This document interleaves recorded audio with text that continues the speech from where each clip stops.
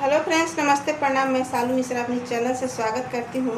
तो आज मैं सुनाऊंगी एक बहुत सुंदर है कृष्ण जन्माष्टमी सोहर गीत। आप लोग सुनिए, जैसा भी लगे। अब तो कृष्ण भगवान का जन्म हो गया है और छठ यार बाकी है 6 दिन बाद। तो आइए फ्रेंड्स सुनाते हैं। आप लोग सुने, जैसा भी लगे कमेंट में बताना। और हमारा भी सपोर्ट कर लीजिए आप लोग, क्योंकि सपोर्ट नहीं कर रहे हैं। तो चलिए, बहुत अच्छा गीत है, आप लोग सुनिए। नवा महीना के कंधाइया अपना अम्मा आगे खड़ा भइले हो। ए अम्मा दे तू हाथ के हाथ हड़ात गोड़ के गोड़ा हरानु हो। ए अम्मा दे तू हाथ के हाथ हरा ता गोड़ के गोड़ा हरानु हो। ए अम्मा दे तू कमारा कर धानिया तबाना में खेला जाइबो।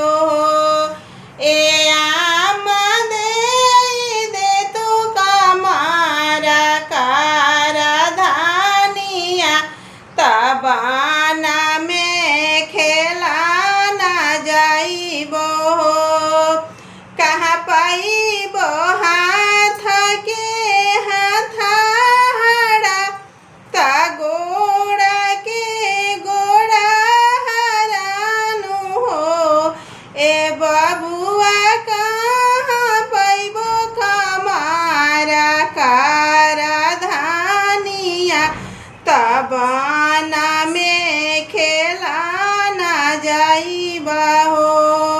ए बबुआ कहाँ पाइबो कमारा कर धानिया तबाना में खेला जाइबो हो।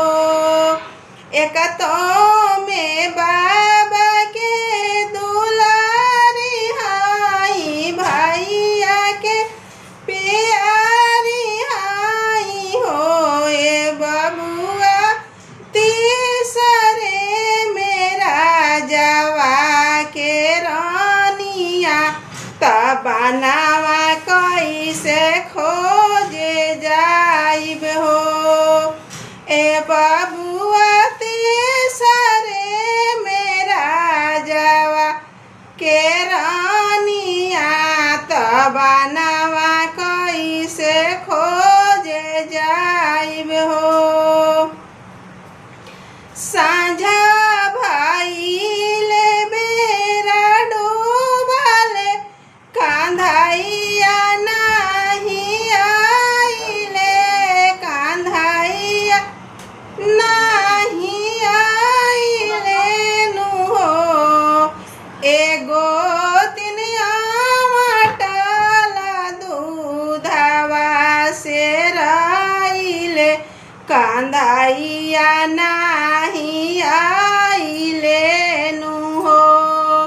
एगो तिनिया मटला दूधवा से राइले कांधाइया नहीं आइले नु हो।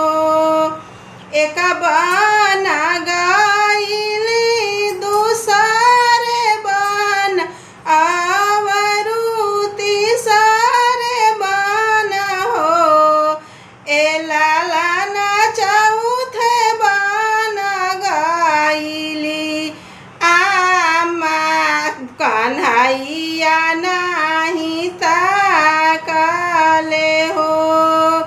ए लाला ना बबुआ त खेले पाटा गेंदावा पलटियो न ताकले हो। ए अम्मा कैसे के आइलू तू बनवा तू सब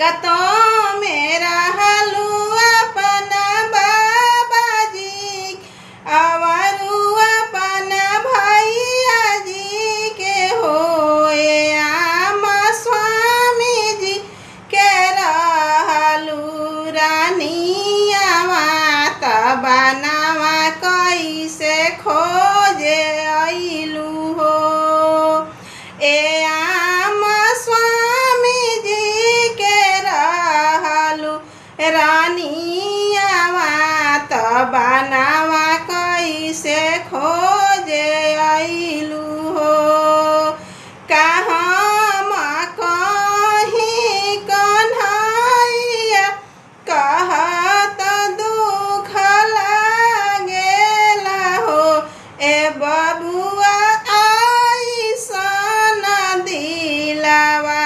मयरिया के मनावलो न माने बुझावलो न बुझेला हो जैसे सुनेंगे